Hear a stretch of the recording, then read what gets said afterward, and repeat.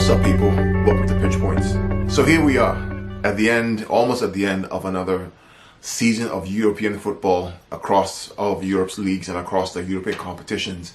And it's been an amazing couple of weeks that we've been able to enjoy, watch all these games and really have a great time analyzing, thinking, debating, and talking about all these fantastic games. Most of the leagues are pretty much done. We know that Italy's done with Serie A. We know that France is done with PSG winning La Liga. Spain is done with Barcelona winning La Liga.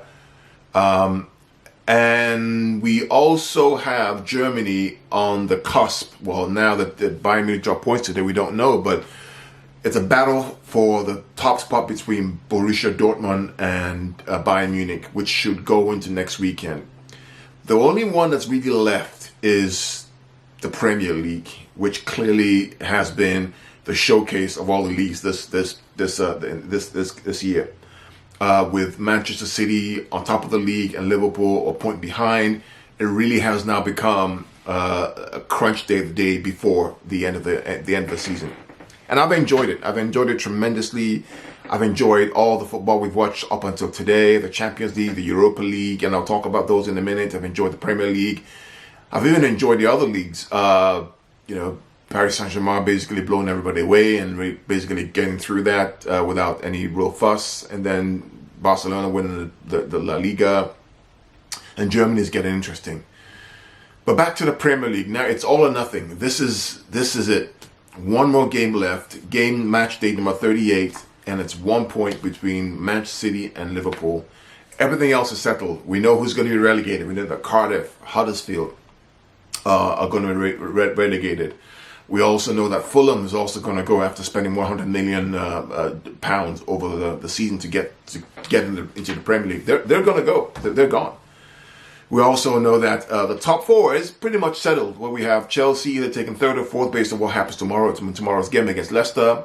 We also have Tottenham also probably going to make top four or fourth place because of the goal difference between them and Arsenal in the fifth spot. So it's probably going to end up being Chelsea and Tottenham qualify for the Champions League next year, in addition to Manchester City and Liverpool.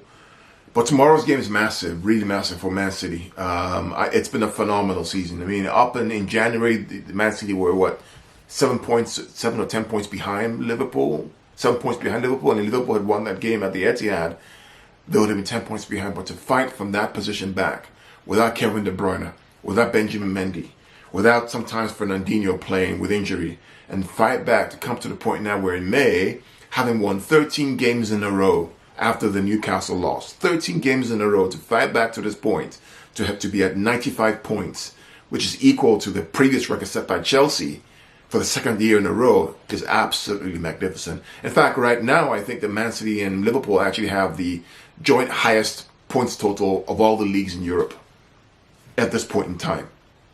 So that's just a phenomenal race between the two teams. But tomorrow's game is going to be huge. It's going to be huge. It is the final of the Premier League. All 10 games are going to be shown on NBC in the US at the same time, simultaneously, which we get to enjoy. I don't think the guys in the UK get to enjoy all the games at the same time on Sky Channel, but we get to enjoy that. And I'm really looking forward to the game tomorrow. Am I nervous? Not really. Am I apprehensive? Not really. My thought process is pretty simple. If after 13 games they've done so well to win consistently and be a machine and grind out results against the likes of Arsenal, against the likes of Chelsea, the likes of Manchester United away, beating Liverpool at home 2-1, getting a point at Anfield, right? In October, winning, apart from the occasional slip-ups, I really believe that they will get over the hump this time. That Pep will have that team firing, and their mentality will be want to win. I could be wrong, but based on past results, I'm hopeful that they will get it over the line. And congratulations to Liverpool for pushing them all the way. If they win it, congratulations to them. You can't say anything but more than congratulations to both teams. It's been a fantastic title race all the way through, and I'm really proud of the Manchester City team for going this far and doing this well. For tomorrow's game, my lineups. I think Edison obviously is going to be in goal. On the right back, we'll have Kyle Walker. I think that in central center backs, you probably have Kompany and Laporte. Laporte being the left footed centre back, which is always important, and his distribution is always great. I think on the left-hand side, if Benjamin is not available, you're going to have Zinchenko. He's done a fantastic job. Young kid who is a central attacking midfielder is now playing the left back role and is playing it magnificent. He does get caught out once in a while and out of position, but he probably plays the left back. Fernandinho's injured, so I think we're going to play Gundogan in central midfield or defensive midfield. And here's what I would do. I would play Bernardo Silva with David Silva in that central midfield pair with the Gundogan. I think you need the work rate and the hard work rate of Bernardo Silva to help the silky David Silva, whose speed is not as he used to be before, but at least he's able to help him to run with the ball. And I'll play Raheem Sterling on the right-hand side, Sergio Aguero through the middle, and I would change this. I would actually play Gabriel Jesus on the left-hand side. What I saw against Burnley, the Burnley game when Jesus came on for Sane, what I saw in terms of his work rate, his recovery, his defensive skills, and his hunger and trickery on that left side, I would play Gabriel Jesus on the left-hand side, and then see how things kind of pan out. And things are not working, you can always switch it around, bring Sane in and move Gabriel Jesus somewhere else. But I would really like to see Gabby and Aguero play together as kind of like as two strikers basically, but with Gabby on the left hand side, and the switch between a 4-3-3 and a 3-5-2 formation. We can have two strikers and have Raheem right behind them. I think it'd be good. I think it'll put a lot of pressure on Brighton, and I think that the goals will come from that. At times, Aguero would normally drops back to the midfield to carry the ball, and then Gabby can always switch to the top as well. So I think Pep should do that. But who am I? I'm not the coach. Pep is the master coach, and he would know best to do so. But I would play Gabby, Aguero, and Sterling as the front three, and then switch formations as the game goes along from a 4-3-3 to a 3-5-2 formation as well. So that's what I would do, and I'm hopeful that they will win it. And if they do win it, that's 98 points, right? So that's 198 points in 2 years. Even if you divide it by 2, you're talking about what, almost 94 points per season, which is close to the previous record held by Chelsea. It's just a phenomenal performance. When Guardiola comes to a league, he invariably lifts up the quality of the standard of that league. And look at the Champions League, for example, where we have, and actually Europe, where we have all 4 English teams below Man City in the Champions League and the Europa League final, right? Phenomenal approach.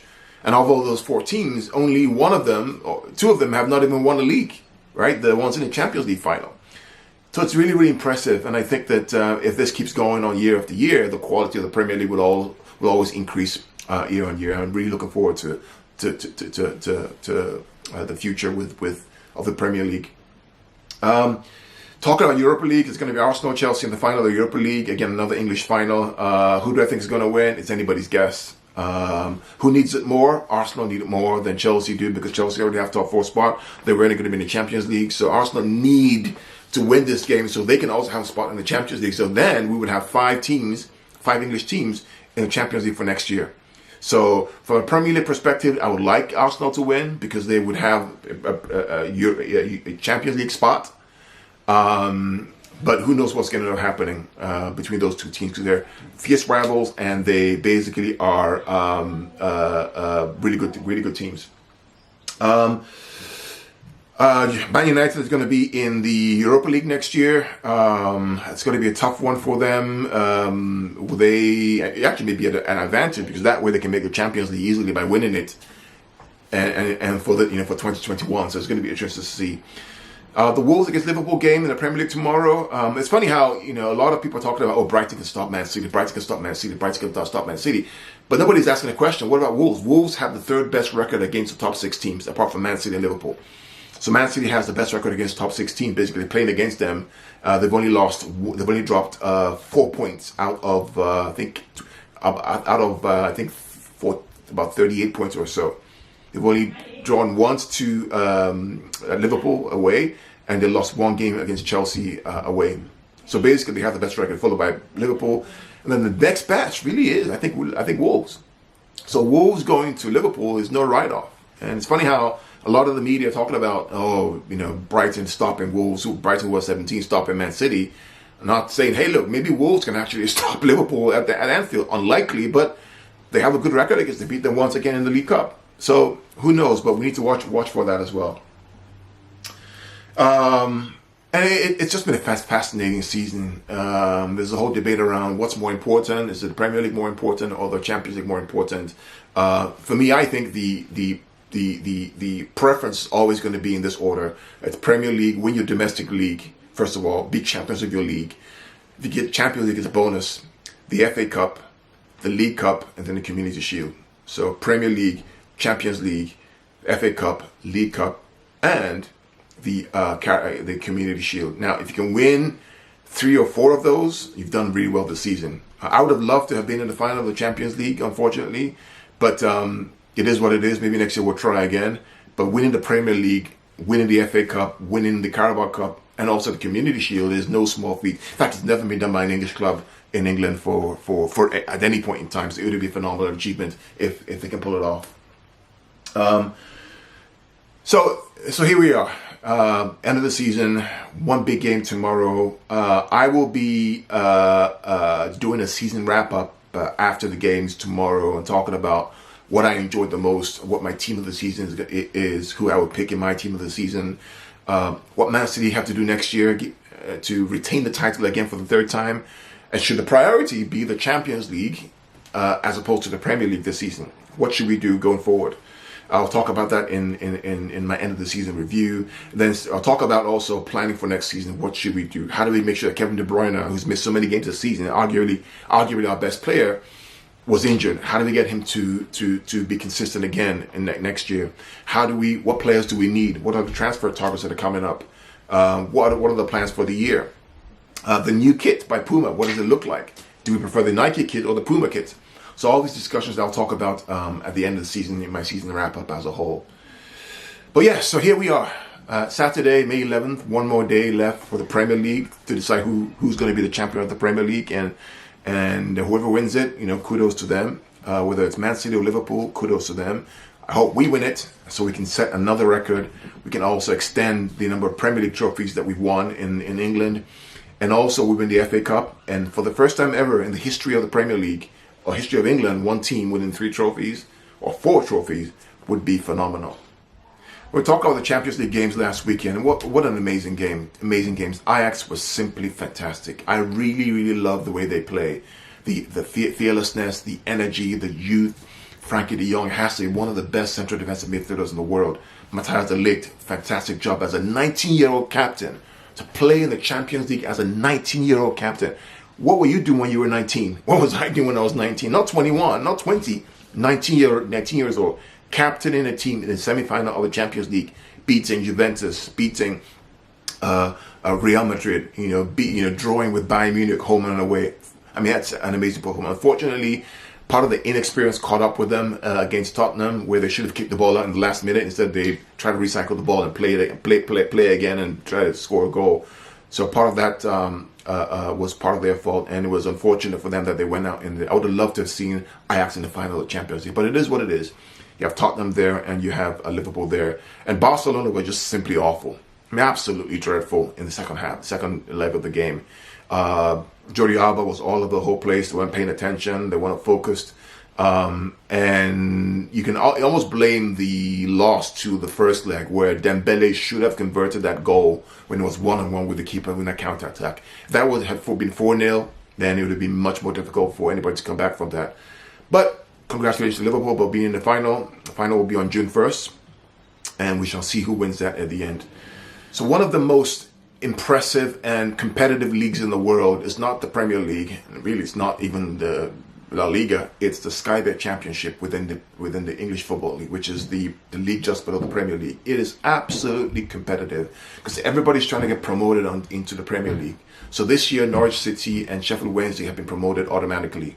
And so there's only one spot left for 4 teams to compete: Aston Villa, West Brom, Leeds United, and Derby County. They're all going to go through playoffs to get to Wembley to play a single game to get to the Premier League.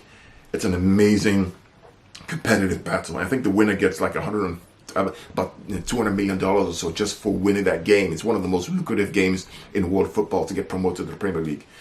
This year, the games are played today. Villa beat West Brom by 2-1. and Leeds beat Derby County, Frank Lampard's Derby County, by 1-0 away. Second leg will be next week. I think it's going to be a Villa versus Leeds final in about a week and a half or so. I'm torn who I want to win, because one of my best colleagues or mates in football, Lindsay, is a Villa fan, and I really want to support her team.